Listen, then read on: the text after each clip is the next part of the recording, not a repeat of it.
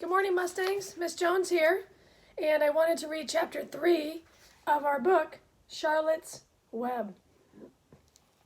Now, if you remember chapter 2, good readers, it's always helpful to go back and kind of read just a little bit so you remember what was going on in the story. So I'll read the last paragraph of chapter 2. It says, "It was soon arranged. Fern phoned and got her Aunt Edith, and her Aunt Edith hollered for Uncle Homer, and Uncle Homer came in from the barn and talked to Fern. When he heard that the price was only $6, he said he would buy the pig. Next day, Wilbur was taken from his home under the apple tree and went to live in a manure pile in the cellar of Zuckerman's barn." So remember, Fern's family said, "We can't keep this pig. He's too big now, and we're going to sell it." And so Fern, with the help of her mother, arranged for her uncle to buy the pig, Wilbur. Chapter 3, oh my, the title is The Escape. Let's see what happens. The barn was very large. It was very old. It smelled of hay and it smelled of manure. You know, manure is another word for poop. It smelled of the perspiration of tired horses and the wonderful sweet breath of patient cows. It often had a sort of peaceful smell, as though nothing bad could happen ever again in the world. It smelled of grain and of harness dressing and of axle grease and of rubber boots and of new rope. And whenever the cat was given a fish head to eat, the barn would smell of fish. But mostly it smelled of hay. For there was always hay in the great loft up overhead, and there was always hay being pitched down to the cows and the horses and the sheep. The barn was pleasantly warm in winter when the animals spent most of their time indoors, and it was pleasantly cool in summer when the big doors stood wide open to the breeze. The barn had stalls on the main floor for the work horses, tie-ups on the main floor for the cows, a sheepfold down below for the sheep, and a pig pen down below for Wilbur.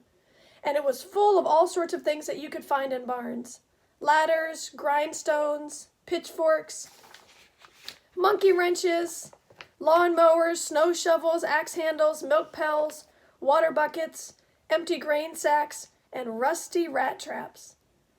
It was the kind of barn that swallows like to build their nests in. It was the kind of barn that children like to play in, and the whole thing was owned by Fern's uncle, Mr. Homer L. Zuckerman. And there's a picture of Wilbur eating from the trough in the barn. Wilbur's new home was in the lower part of the barn, directly beneath the cows. Mr. Zuckerman knew that the manure pile is a good place to keep a young pig. Pigs need warmth, and it was warm and comfortable down there in the barn cellar on the south side. Fern came almost every day to visit him. She found an old milking stool that had been discarded, and she placed the stool in the sheepfold next to Wilbur's pen. Here she sat quietly during the long afternoons, thinking and listening and watching Wilbur. There she is. The sheep soon got to know her and trust her. So did the geese who lived with the sheep. All the animals trusted her. She was so quiet and friendly.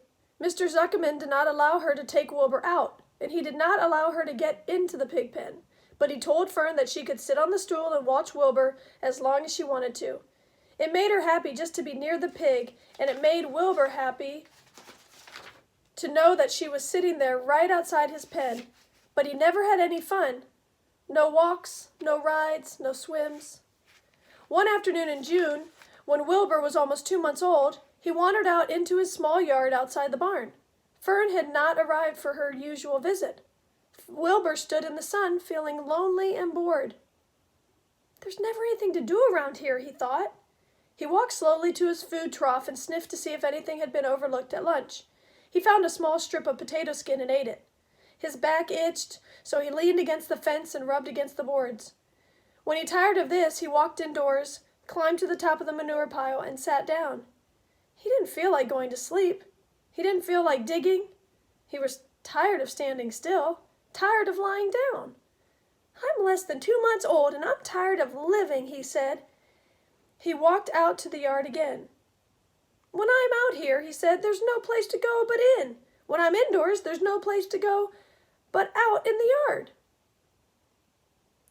"That's where you're wrong, my friend, said a voice.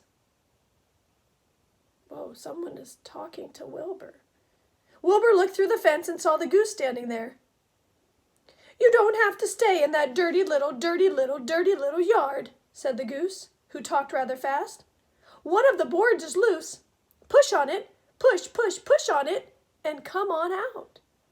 "What?" said Wilbur. "Say it slower." At the risk of repeating myself," said the goose, "I suggest that you come on out. It's wonderful out here." "Did you say a board was loose?" That I did, said the goose. Wilbur walked up to the fence and saw that the goose was right. One board was loose. He put his head down, shut his eyes, and pushed. The board gave way. In a minute he had squeezed through the fence and was standing in the long grass outside his yard. The goose chuckled. "How does it feel to be free?" she asked. "I like it," said Wilbur. "That is, I guess I like it." Actually, Wilbur felt kind of strange to be outside his fence with nothing between him and the big world. "Where do you think I'd better go?" Anywhere you like, said the goose. "Go down through the orchard, root up the sod. Go down through the garden, dig up the radishes. Root up everything, eat grass, look for corn, look for oats. Run all over, skip and dance and jump and prance. Go down through the orchard and stroll in the woods. The world is a wonderful place when you're young." "I can see that," replied Wilbur. He gave a jump in the air, twirled, ran a few steps, stopped, looked all around, sniffed the smells of afternoon, and then set off walking down through the orchard. Pausing in the shade of an apple tree, he put his strong snout into the ground and began pushing, digging, and rooting. He felt very happy. He had plowed up quite a piece of ground before anyone noticed him. Mrs. Zuckerman was the first to see him. She saw him from the kitchen window, and she immediately shouted for the men. "Homer!" she cried. "Pigs out! Larvae! Pigs out! Homer! Larvae! Pigs out! He's down there under that apple tree!" "Now the trouble starts," thought Wilbur. "Now I'll catch it." The goose heard the racket, and she too started hollering. Run downhill! Make for the woods!" she shouted to Wilbur. "They'll never catch you in the woods!" The cocker spaniel heard the commotion, and he ran out of the barn to join the chase. Mr. Zuckerman heard, and he came out of the machine shed where he was mending a tool. Lurvy, the hired man, heard the noise and came up from the asparagus patch where he was pulling weeds. Everybody walked toward Wilbur, and Wilbur didn't know what to do. The woods seemed a long way off, and anyway, he had never been down there in the woods, and he wasn't sure he would like it. "Get around behind him, Lurvy," said Mr. Zuckerman, "and drive him toward the barn. And take it easy, don't rush him. I'll go and get a bucket of slops." The news of Wilbur's escape spread rapidly among the animals on the place. Whenever any creature broke loose on Zuckerman's farm, the event was of great interest to the others. The goose shouted to the nearest cow that Wilbur was free, and soon all the cows knew. Then one of the cows told one of the sheep, and soon all of the sheep knew. The lambs learned about it from their mothers. The horses in their stalls in the barn pricked up their ears when they heard the goose hollering, and soon the horses had caught on to what was happening. "Wilbur's out," they said. Every animal stirred and lifted its head and became excited to know that one of his friends had got free and was no longer penned up or tied fast. Wilbur didn't know what to do or which way to run. It seemed as though everybody was after him. "If this is what it's like to be free," he thought, "I believe I'd rather be penned up in my own yard." The cocker spaniel was sneaking up on him from one side. Lurvy, the hired man, was sneaking up on him from the other side. Mrs. Zuckerman stood ready to head him off if he started for the garden, and now Mr. Zuckerman was coming down toward him carrying a pail. "This is really awful," thought Wilbur. "Why doesn't Fern come?" And he began to cry. The goose took command and began to give orders. There are the people all coming to try to catch him. "Don't just stand there, Wilbur. Dodge about, cried the goose. "Skip around, run toward me, slip in and out, in and out, in and out. Make for the woods, twist and turn." The cocker spaniel sprang for Wilbur's hind legs. Wilbur jumped and ran. Lurvy reached out and grabbed. Mrs. Zuckerman screamed at Lurvy. The goose cheered for Wilbur. Wilbur dodged between Lurvy's legs. Lurvy missed Wilbur and grabbed the spaniel instead. Nicely done, cried the goose. Try it again. Run downhill, suggested the cows. Run toward me, yelled the gander. Run uphill, cried the sheep. Twist and turn, honked the goose. Jump and dance, said the rooster. Look out for Lurvy, called the cows. Look out for Zuckerman, yelled the gander. Watch out for the dog, cried the sheep. Listen to me, screamed the goose. Poor Wilbur was dazed and frightened by all this hubbubaloo. He didn't like being the center of all this fuss. He tried to follow the instructions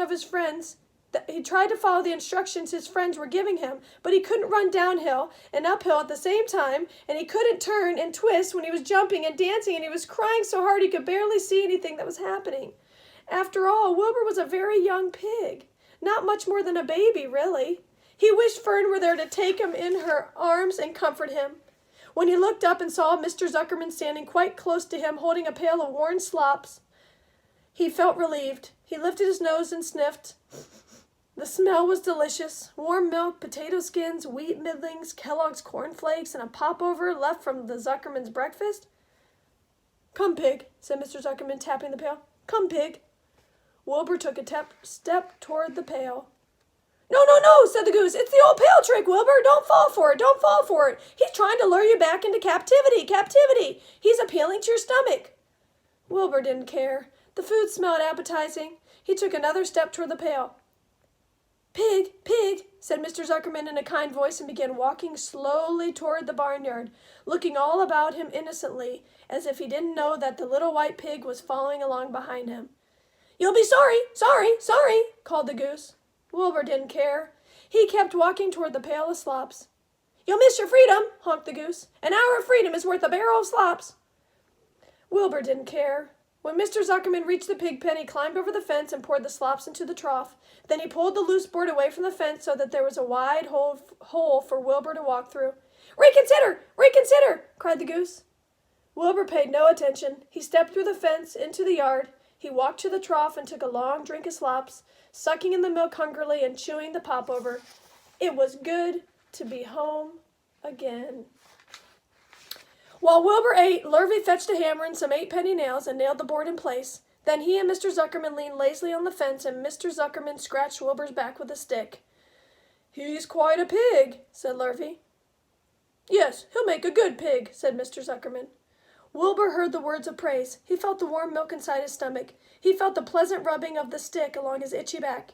He felt peaceful and happy and sleepy. This had been a tiring afternoon. It was still only about 4 o'clock, but Wilbur was ready for bed. I'm really too young to go out into the world alone, he thought as he lay down. And that's the end of chapter 3. Interesting to think about all of those animals trying to help Wilbur escape, but Wilbur's just so young that he's too scared to go out into the world all by himself. All right, Mustangs, I hope you have a great day, and we will see you soon. All right, take care.